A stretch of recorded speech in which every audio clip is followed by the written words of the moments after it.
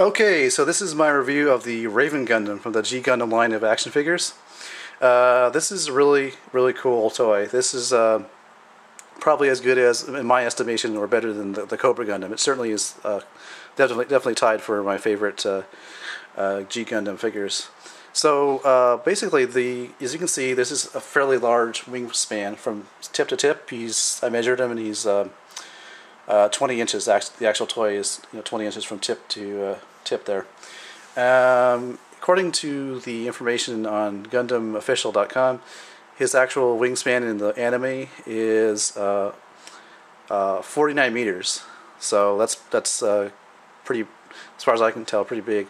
Now I'm going to just read a brief little blurb about this character in the anime from GundamOfficial.com. So it says, the mysterious mobile fighter serves as the commander of the Dark Army's aerial forces. In its bird-like attack mode, the Raven Gundam can soar through the air, use its powerful claws to carry out hit-and-run attacks on ground targets, bombard its foes with feather-like darts, or flap its wings to create tornadoes and firestorms. Now, I can tell you right now, these feathers, they do not detach, so you can't kind of pretend these are like the darts that are coming down from the air. But you can kind of, it's not much of a stretch of the imagination to say, yeah, this actual Gundam was 29, it had a wingspan of 49 meters, that it could indeed create tornadoes and firestorms. And that's pretty impressive. So it's definitely an iconic character, I would think. I think I don't know much about the series at all, but I'm imagining since it's such a large figure, it probably appears towards the end of the series. I actually rented some Netflix G Gundam just to see what it's all about. Anyways, let's go ahead and take a little closer look at the figure. You can see it's got kind of a bird-like beak there, where my thumb is, obviously. It's got some nice claws, both on its, well, I don't know if you call those fore and hind legs, but that's kind of what I describe them as, I guess. So kind of a top-down view. And let's take a look at the bottom here. Let's see. If we zoom in, we can see the little face for the Gundam when he transforms into his mobile suit mode. So let's go ahead and do that. You can see that there's actually one other thing here. There's these claws that stick out right where my two thumbs are here, right there and there. That's how they are. As far as I can tell, that's the correct transformation, to have these sticking out and it's still attached to his arms. And it kind of I think it's kind of reminiscent of actually what some birds are like. They have kind of claws on the wing portion of their bodies. I think that's what it kind of makes sense to have those, as even though it kind of looks kind of odd, sort of. Anyhow, let's go ahead and transform this guy into his mobile suit mode. So first thing we want to do is we can attach the wings. Come off. And they just slot pretty nicely in this groove here. So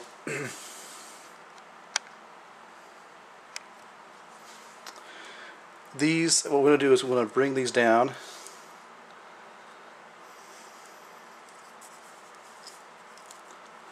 And sorry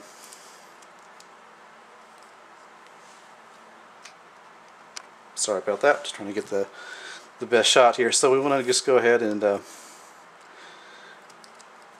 bring for lack of a better term, bring the front and forelegs together so that they form the legs of the Gundam. You can see here the feet. This was separated, or actually like that. And then see this actually it detaches, so we want to kind of bring these together. You can see it's kind of in the way there.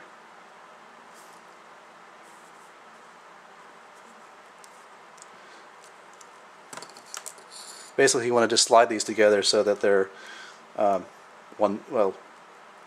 more so you get the representation of the feet of the Gundam.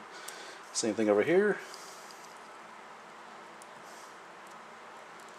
Yeah, I can see they were like this during its bird mode or raven mode, so you want to bring it back and down so that it's more like a proper Gundam foot.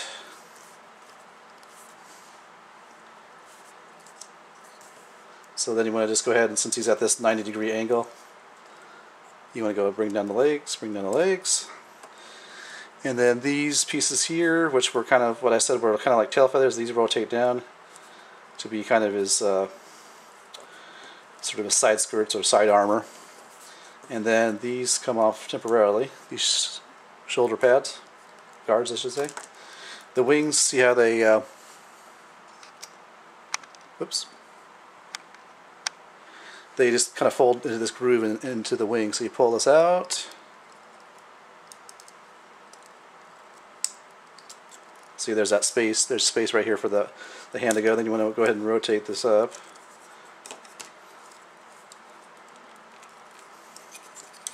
Same thing over here. Bring out the arm, and this, hopefully this time I can rotate it up properly.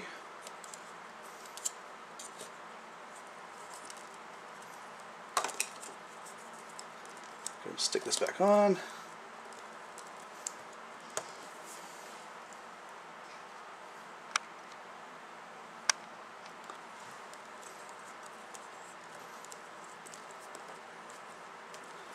Now,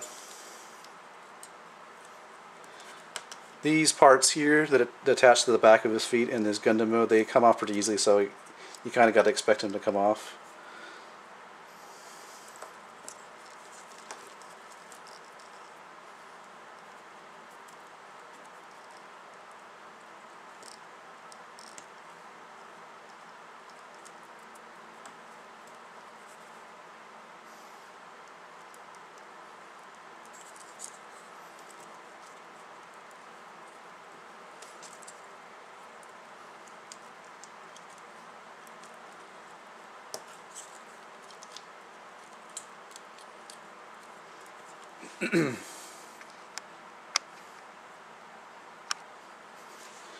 So you just slip these shoulder guards over his shoulders.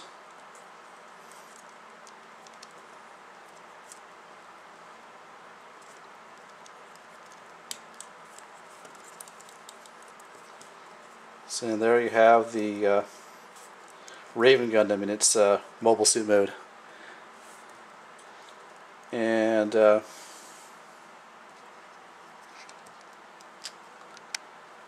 there's his little face, not much detail, nothing too special.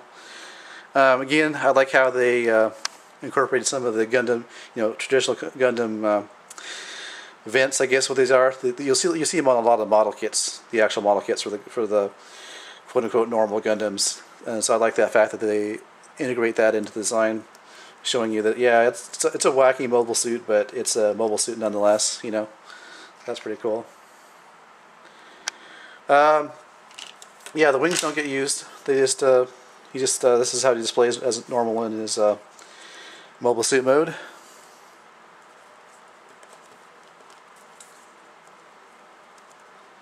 So if you can get this guy for cheap, well, even if you had to spend maybe a little more, a few extra bucks, definitely recommend getting him. He's an awesome figure.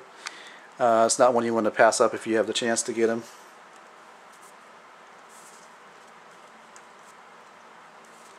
Alright, so this has been my review of the Raven Gundam from the G Gundam line of action figures.